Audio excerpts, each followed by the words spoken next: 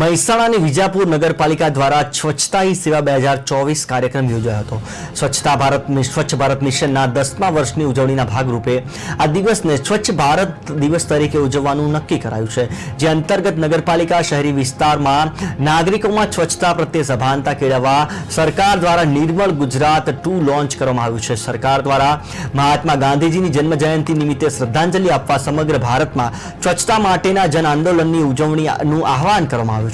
સ્વચ્છ ભારત મિશન અંતર્ગત તારીખ 17 સપ્ટેમ્બરથી 2 ઓક્ટોબર સુધી રાજ્યની તમામ સરકારી કચેરીઓમાં તથા વિભાગોમાં સ્વચ્છતા હી સેવા 2024નું આયોજન કરવામાં આવ્યું છે।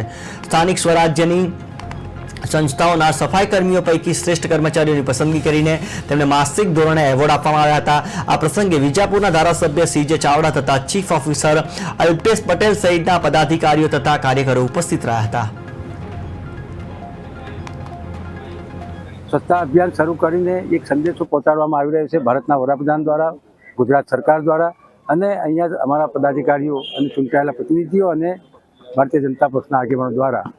અને એ સંદેશો એ આપવામાં આવી રહ્યો છે કે તમે તમારું ઘર, તમારું આંગણ, તમારો મહોલ્લો, તમારો વોર્ડ અને તમારું નગર સ્વચ્છ રાખો।